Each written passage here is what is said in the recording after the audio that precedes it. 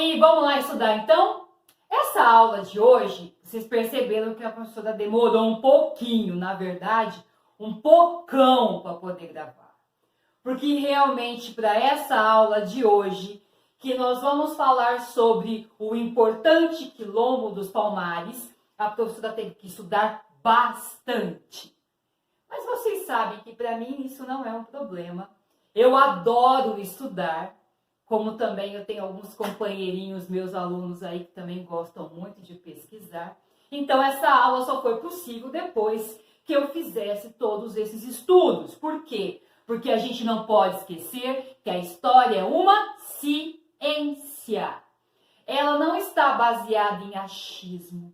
Ela é construída em cima de fontes históricas, que podem ser materiais ou imateriais. Mas quando envolve um fato que aconteceu há um tempo muito remoto, há muito tempo atrás, muitas das vezes a gente precisa recorrer apenas às fontes materiais. Um documento, um diário de bordo, um registro, uma peça, enfim, escombros, enfim. É uma gama de possibilidades. Por quê? Porque o historiador vai encaixando todas as informações e comprovando se realmente elas são verdadeiras. E por quê que a professora precisou fazer toda essa ambientação? Porque quando a gente fala de quilombo dos Palmares, a gente fala de Zumbi dos Palmares. E aí, dia 20 de novembro, dia da consciência negra, tanto se fala deste tema, tanto se fala sobre Zumbi. E o que a gente sabe? Que uma boa parte do que se fala sobre Zumbi não tem fundamentação histórica. A historiografia ainda está buscando informações, está buscando saber mais, tanto sobre o quilombo dos Palmares, como também de Zumbi dos Palmares. Tanto é que enquanto nós estamos aqui, deve ter historiadores no mundo inteiro, e principalmente no Brasil, querendo entender um pouquinho mais dessa história. Mas como a gente já estudou nas aulas anteriores, e quem não lembra, vai lá e assiste, porque está super legal, a gente viu que os quilombos foi uma forma de resistência dos negros contra a escravização. E o que eram esses quilombos? Eram esconderijos, povoamentos, formados por negros fugidos, principalmente das senzalas, das fazendas dos senhores. Inclusive, a maioria dos quilombos, como o quilombo de Palmares, eram formados por grupos pequenos, que eles chamavam de mocambos, que na língua bantu quer dizer esconderijo, e um grupo de mocambos acabava formando um quilombo, no caso, o quilombo de Palmares. E aí entra um ponto interessante. Aonde que surgiu o quilombo dos Palmares? Na época, quando surgiu o quilombo de Palmares, os relatos dizem, que tudo indica que surgiu no finalzinho do século XVI, mais ou menos a partir de 1580, ainda se constrói muito essa questão de tempo e de espaço, né? Então tudo indica que ele surgiu numa região de serra, que foi denominada de Serra da Barriga. O próprio nome já dá uma menção. Era uma serra um pouco arredondada. E essa serra tinha uma mata muito densa, repleta de palmeiras. Por isso que o quilombo passa a ser conhecido como quilombo de Palmares. E aí fica uma observação. Através da coleta, essas palmeiras acabavam, o palmito interior delas, servindo de alimento para os quilombos. Os registros históricos dizem, então, que o quilombo de Palmares surgiu a mais ou menos 90 quilômetros de Maceió, que na época fazia, como a professora já disse, parte da capitania de Pernambuco. que deve ter atingido uma população de 20 a 30 mil pessoas e que a sua área de abrangência pode ter chegado a mais ou menos 200 quilômetros, uma região até maior que próprio país colonizador, Portugal. Dentro do quilombo de Palmares moravam negros fugidos, índios e também brancos que tinham algum problema com a lei e que acabavam vindo morar dentro do quilombo. Como o quilombo era uma forma de resistência, precisava-se muito que ele fosse protegido. Acredita-se hoje, a partir dos estudos, que quase toda a região do quilombo de Palmares, mas principalmente o quilombo mais importante, o quilombo do Macaco, ele era envolto por uma muralha de toras de madeira. E que em volta dessa muralha haviam locais como se fosse buracos, arapucas, armadilhas, para que os invasores desavisados caíssem no local onde tinham punhais ou que tivesse outros tipos de materiais. O que se sabe é que os negros que moravam dentro do quilombo de Palmares conheciam bastante a arte de fazer principalmente armas de ferro e como também enxadas, foices, facões e assim por diante. Tudo indica que no quilombo de Palmares a base era a agricultura. Eles plantavam mandioca, feijão, batata e também através da cana-de-açúcar faziam o melado. O que se sabe hoje é que a produção era até grande, porque servia tanto para o consumo interno, como também o quilombo fazia comércio local com os seus vizinhos. Então, quando a gente lê assim, que os quilombos de Palmares é extremamente odiado por todos, já fica claro que não, né? Ele era odiado, sim, pelos portugueses, pelos senhores de engenho ou donos de escravo, que acabavam perdendo seus escravos que iam rumo ao quilombo de Palmares. Uma outra coisa importante que hoje se sabe, todo o grupo escolhia o seu líder, o seu chefe. Nesses mais de 100 anos de vida do quilombo de Palmares, finalzinho do século XVI, até ele ser definitivamente destruído, em 1694, estima-se que neste período todo, este quilombo, que vocês já viram que era grande, ele tinha uma população até interessante, eles que escolhiam o seu líder. De 1645 até 1678, tudo indica que quem governou o quilombo de Palmares foi Ganga Zumba, que quer dizer grande senhor. E nesse governo, o quilombo se expandiu e também foi dezenas de vezes houve a tentativa de destruição, onde houveram muitas mortes, tanto baixas do lado do quilombo, como também das tropas portuguesas e até de holandeses que tinham naquela região, antes deles serem expulsos do Brasil pelos portugueses. Diante disso, os registros históricos dizem que diante dessa situação complicada, difícil, em 1678, o governador da capitania de Pernambuco pede para chamar Ganga Zumba até Recife, porque a proposta deste governador era que eles iriam fazer um acordo de paz. Não se sabe bem se é mito ou se é verdade. Ganga Zumba foi para Recife e quando ele adentrou a cidade de Recife, ficou todo mundo abismado. Era como realmente se um grande líder de um país vizinho estivesse chegando em Recife. Os registros dizem que essa reunião aconteceu e o governador de Pernambuco fez uma proposta para Ganga Zumba. Vamos fazer um acordo de paz?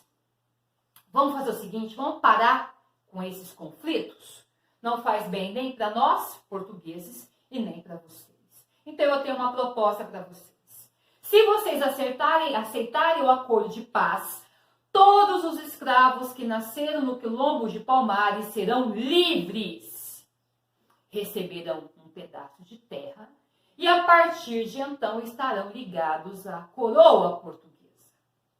E aqueles escravos que eram já escravizados vão voltar para o seu dono, para os seus donos. Gangazumba volta para o quilombo de Palmares e o que os registros dizem é que não foi muito bem aceita essa ideia, este acordo de paz. E dizem, os relatos falam, que tudo indica que um grupo que pode ter sido liderado por Zumbi dos Palmares articulou a morte de Gangazumba e ele acabou sendo envenenado. Com o envenenamento de Gangazumba, quem sobe ao poder no quilombo de Palmares foi Zumbi dos Palmares. Zumbi dos Palmares, que quer dizer Senhor da Guerra, é bom que a gente saiba, ele se chamava Francisco. Ele foi criado por um padre, aprendeu a língua portuguesa, o português, e também falava latim. E ele morou junto com este padre, ajudando na igreja, até os 15 anos de idade. Quando ele, mesmo gostando muito do padre, ele acaba saindo desse local e se desloca para o quilombo de Palmares. Há alguns que dizem que ele era sobrinho de Gangazumba. Há várias vertentes que tentam explicar a ligação entre os dois. Mas até então isso ainda cabe pesquisa. Então tudo indica que depois da morte por envenenamento de Gangazumba, quem chega ao poder no quilombo de Palmares foi Zumbi dos Palmares. E durante esse período, Zumbi dos Palmares não aceitou o acordo de paz. Para ele, ou todo mundo ficaria livre ou ninguém. E ele continuou, junto com o quilombo de Palmares, bravamente a sua defesa. A coroa portuguesa, ficando cada vez mais incomodada com aquela situação, em 1692 contrata o Bandeirantes, Domingos Jorge Velho, o sanguinário Domingos Jorge Velho, para acabar com o quilombo de Palmares. Domingos Jorge Velho, sabendo o tamanho da empreita que ele teria que fazer, ele pede uma alta quantidade de dinheiro, ele pede terras e ele também pede escravos. E tem um dos seus pedidos que cabe observação. Ele também pediu para a coroa portuguesa e o governador de Pernambuco na época que ele, a partir daquele momento, ficasse livre de qualquer denúncia por crime, por qualquer coisa que ele viesse a fazer. Então, em 1692, com 6.000 soldados e armados até os dentes, Domingos Jorge Velho ruma para a Serra da Barriga para acabar com o quilombo de Palmares. A história diz que na primeira tentativa, Domingos Jorge Velho acaba perdendo. Ele volta e pede mais alguns itens que ele acredita ser importantes para destruir o quilombo de Palmares. Ele pede mais soldados e também pede canhões. Acredita-se que numa determinada madrugada, ele e os seus homens apontam os canhões para as muralhas do quilombo de Palmares e também constrói para a proteção desses canhões uma muralha seguida da muralha do quilombo de Palmares, também feita de madeira. No começo da manhã ele começa a bombardear o quilombo de Palmares, mas aí os que moravam no quilombo de Palmares não tiveram como fazer nada. Por quê? Por que ele tomou essa iniciativa? Porque ele sabia que se não tivesse a proteção dos canhões, os negros que moravam no quilombo, que eram extremamente bons na arte da guerra, que dominavam muito bem punhais, facas, espadas, eles tinham até algumas armas de fogo, eles poderiam rapidamente acabar com eles. Então, Graças a essa estratégia de guerra, Domingos Jorge Velho, em 1694, destrói o Quilombo dos Palmares. E nisso, Zumbi dos Palmares e alguns dos seus amigos conseguem fugir. Zumbi dos Palmares, então, foge para a mata dentro e fica lá por um determinado tempo. Mas a coroa portuguesa não estava satisfeita. Ela queria a morte de Zumbi. Tanto é que os próprios donos de escravos queriam a morte de Zumbi para que mostrasse que quem fosse contra o sistema seria morto. Então continua a captura de Zumbi até que em 1695, finalzinho do ano de 1695, eles conseguem prender um amigo de Zumbi. Esse amigo dele então foi torturado, acabou entregando o esconderijo de Zumbi com a promessa que ficaria livre.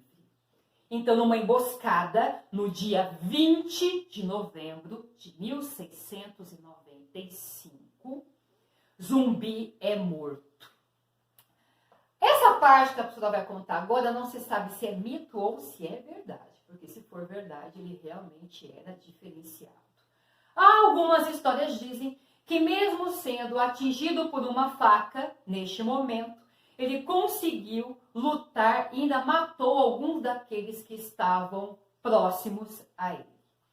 Quando ele estava morto, sua cabeça foi tirada do corpo, foi levada numa estaca e foi colocada em praça pública na cidade de Recife para servir de exemplo.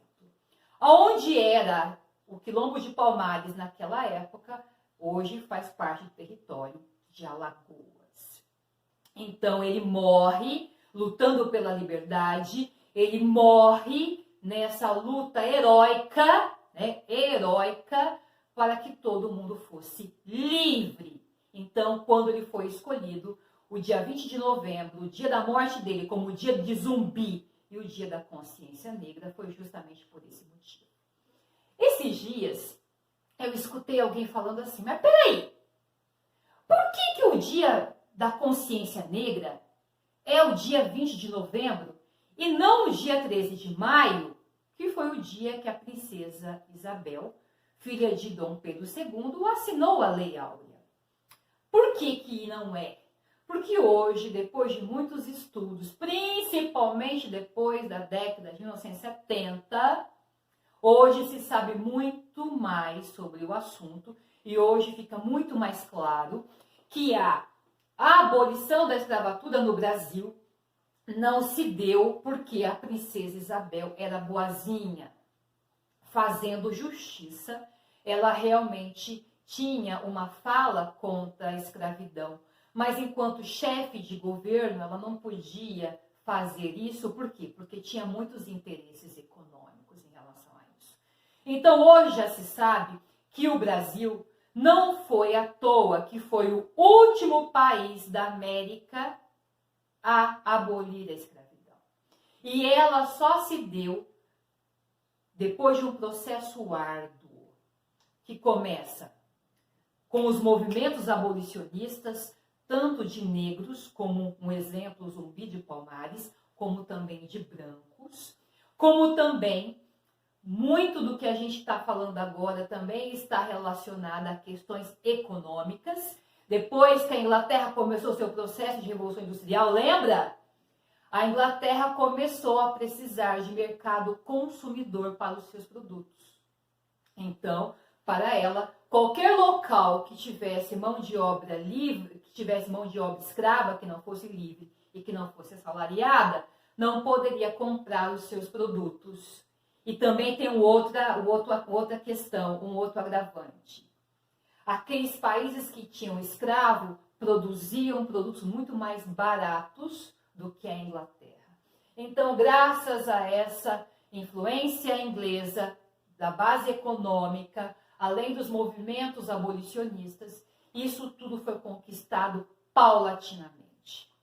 Inclusive, em 1850, foi criada a Lei Eusébio de Queiroz para acabar definitivamente com o tráfico negreiro no Brasil. E isso só foi feito por quê? Porque tinha muito medo das represárias, né, inglesas. Depois foi criada em 1871 a Lei do Ventre Livre, que seria livre todos os filhos de escravo. Mas espera aí, como que você vai ser livre se a sua mãe é uma escrava, se seu pai é um escravo? E depois a Lei do Sexagenário, né, que quem tivesse mais de 60 anos também estaria livre. Mas aí, opa, a gente viu nos vídeos anteriores que como que alguém que trabalha 18 horas por dia, que sofre castigos atrozes, que se alimenta mal, pode durar até os 60 anos de idade. E uma outra ressalva que os movimentos negros principalmente fazem em relação à Lei Áurea. A Lei Áurea só tinha 2 artigos. Num artigo ela abolia a escravidão e no outro ela também falava que qualquer coisa ao contrário, né, deixaria de existir naquele momento, né, disposições ao contrário, mas esta lei não incluía estes agora livres, não incluía os até então escravizados. Não foi feita uma política de inclusão para este negro na sociedade. Os negros foram deixados à sua própria sorte, e isso hoje fica muito claro, que até hoje, depois de mais de 100 anos da abolição da escravatura, a gente vê a situação do negro no Brasil, como a gente já falou nos vídeos anteriores. Então, esse dia da consciência negra, esse dia 20 de novembro, não é um dia para a gente brigar, é um dia para a gente se unir. Nós somos todos irmãos. Há necessidade neste dia de realmente pensar, enquanto nós, e aí é uma fala da professora sempre, enquanto nós não tivermos uma consciência humana, há necessidade sim do dia da consciência negra. Então, continuemos lutando, continuemos lembrando, continuemos estudando, porque a gente sabe que o conhecimento nos liberta. E eu espero, do fundo do meu coração, como afrodescendente que sou, que um dia realmente nós tenhamos todos o mesmo direito, o mesmo espaço e a mesma representatividade. Então, até mais, pessoal!